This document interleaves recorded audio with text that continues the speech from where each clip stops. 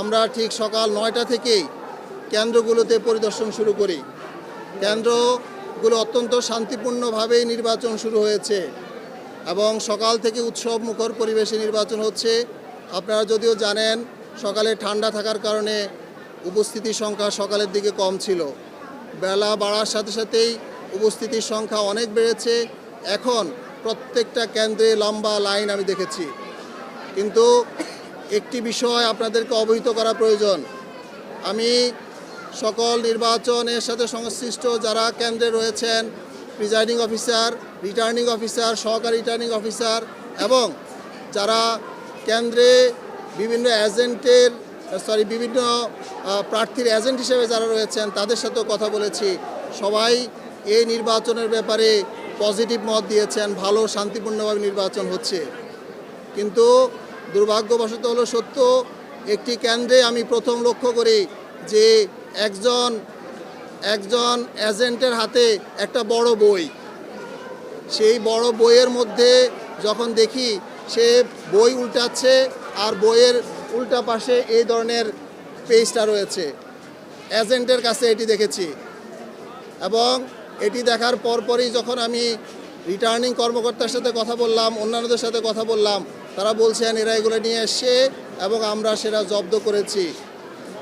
সম্মানিত সাংবাদিকবৃন্দ, আমরা কয়েকটি কেন্দ্রে যে এই বই পেয়ে ইনস্ট্যান্ট আমরা এগুলো সংগ্রহ করে আপনাদের জন্য নিয়ে এসেছি। কেন্দ্র থেকে এখানে এগুলো নিয়ে আসছি আপনাদের জন্য। দেখেন, আমি বলছি এটা কোন প্যানেল করেছে, কারা করেছে বিষয়টা তা নয়। এটি দেখেন, বিষয়টি হচ্ছে আমাদের এখানে আইডি কার্ড রয়েছে, বিশ্ববিদ্যালয়ের যে আইডি কার্ড, সে আইডি কার্ড রয়েছে ঠিক উল্টা পাশে একটি প্যানেলের নাম সহ পরিচিতি। এখানে আমি দুইটা বিষয় বলতে চাই। প্রথমত, এই লিস্টটা বিশ্ববিদ্যালয় প্রশাসনের কাছ থেকে বা নির্বাচন কমিশনের কাছ থেকে কিভাবে এই সংশ্লিষ্ট প্রার্থীদের কাছে গেল এবং সংশ্লিষ্ট প্রার্থীদের কাছে যাওয়ার পরে তারা এই লিস্ট করে কেন্দ্রে ঢুকিয়ে দিয়েছে। এটি আমি মনে করি আমরা শিক্ষকরা এত কষ্ট করে একটি নির্বাচনের আয়োজন করার জন্য কাজ করেছি, শিক্ষার্থীরা দিনের পর দিন আন্দোলন সংগ্রাম করে একটি নির্বাচন করার জন্য কাজ করেছে। সেই জায়গায় কেন্দ্রের মধ্যে এই ধরনের ব্যালট, এই ধরনের সিট যাওয়া, এটা কোনোভাবেই কাম্য নয়।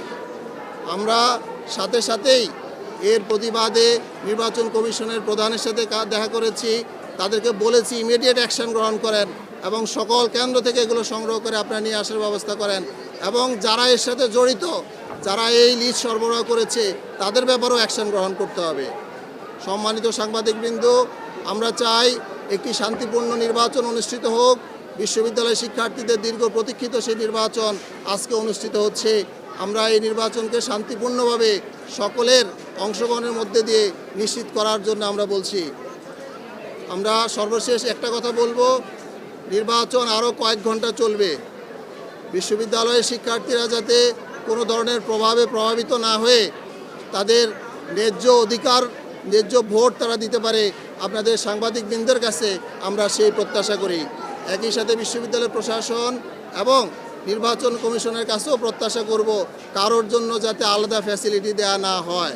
আমার শিক্ষার্থীরা যাতে নির্দ্বিধায় কোনো ধরনের প্রভাব প্রতিপত্তি ছাড়াই নির্বাচনে অংশগ্রহণ করতে পারে এবং ভোট দিতে পারে। আপনারা আজকের এই সংবাদ সম্মেলনে উপস্থিত হওয়ার জন্য আপনাদেরকে ধন্যবাদ জানাই। আমরা নির্বাচন শেষ হওয়ার পরে আবার আমাদের মতামত জানাবো। এই সামগ্রিক বিষয়ে এখন পর্যন্ত আমরা মতামত দিয়েছি। ধন্যবাদ। আমি সাজিদ ভবনের কয়েকটি কেন্দ্রে এটি পেয়েছি, কেন্দ্রের নাম আমি বলবো না আপনাদের।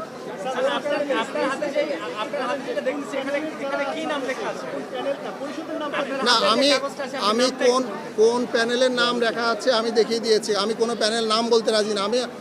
আমি শিক্ষক। আমার কথা হচ্ছে না, আপনি দেখে নেন,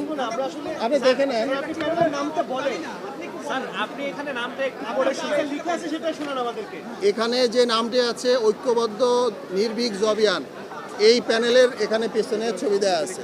আমরা এখনো কোনো চূড়ান্ত মতামত দিচ্ছি না, আমরা অবজার্ভ করতেছি। আমরা নির্বাচন কমিশনকে জানিয়েছি, আমাদের এই অবজারভেশন নির্বাচন কমিশনকে জানিয়েছি। আমরা 3:30টায় নির্বাচন শেষ হওয়ার পরে আমরা মতামত প্রদান করব। এটি কিভাবে ভোট কেন্দ্রকে ভোটারকে প্রভাবিত করতে পারে, আমি মনে করি সাংবাদিকরা সবাই এটা জানার কথা।